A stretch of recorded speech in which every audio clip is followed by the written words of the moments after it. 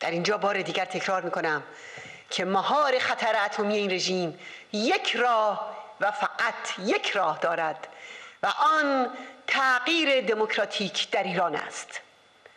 مردم ایران با قیامها و مقاومت خود سرانجام تکلیف این رژیم را یکسره خواهند کرد.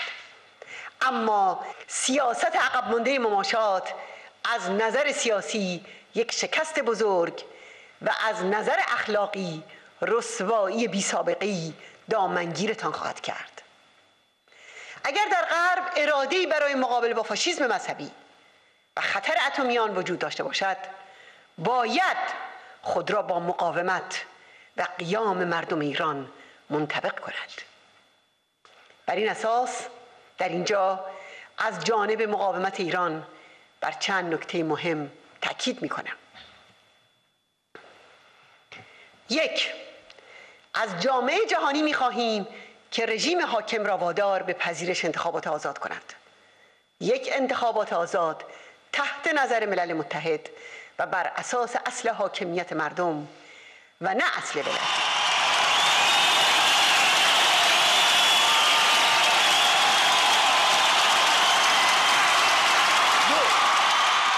از دولت‌های مختلف جهان می‌خواهیم کلیه روابط سیاسی و دیپلماتیک خود با این رژیم را تا توقف کامل سرکوب معلق کنند.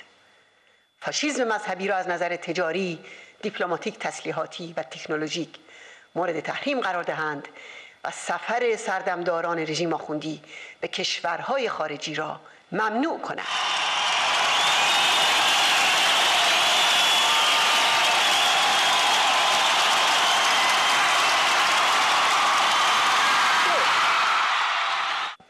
از ایالات متحده مؤکداً می‌خواهیم که رعایت حقوق بشر ساکنان اشرف، به ویژه جلوگیری از خشونت و حمله و جابجایی اجباری در مورد آنان را تضمین نماید و برای آزادی 36 اشرفی گروگان گرفته شده توسط مزدوران عراقی رژیم آخوندی اقدام فوری به عمل آورد.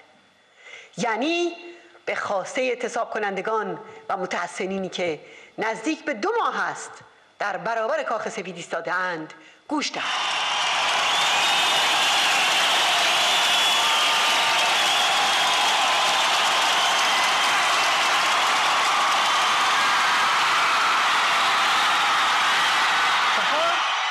از مجامع بین المللی و به خصوص از ریاست سازمان ملل متحد می‌خواهیم که ترتیبات استقرار هیئت ناظر ملل متحد در اشرف را فراهم نموده و رسماً اعلام کنند که ساکنان اشرف باید از حقوق و حفاظت‌های بنیادین کنوانسیون 4 ژنو برخوردار باشند و جلوی یک فاجعه بزرگ انسانی را سد کنند.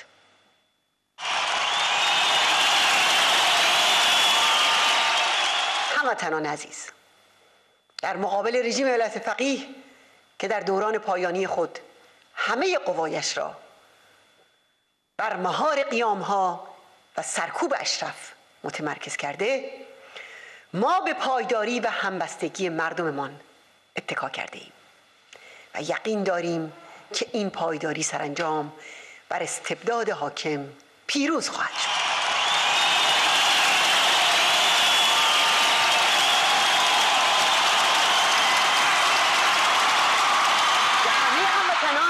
و یارانی که در 2 ماه اخیر در دفاع از اشرف مبارزه جانانه‌ای در سراسر جهان پیش بردند، به زنان و مردان شجاعی که جهان را به حمایت از اشرف و آزادی مردم ایران برانگیختند، بله، به همه شما و به تک تک آنها درود می‌فرستم. خوشا کارزار و از خودگذشتگی شما که راه آزادی و پیروزی ایران را باز کرده است. رژیم در هم شکسته ولایت فقیه در برابر قیام مردم ایران دوامی نمی آورد و مماشاتگران نمی توانند این حکومت پوسیده را بر مردم ایران و جهان تحمیل کنند. سلام بر یاران و حامیان مقاومت، سلام بر مردم ایران، سلام بر آزادی، درود بر همه شما.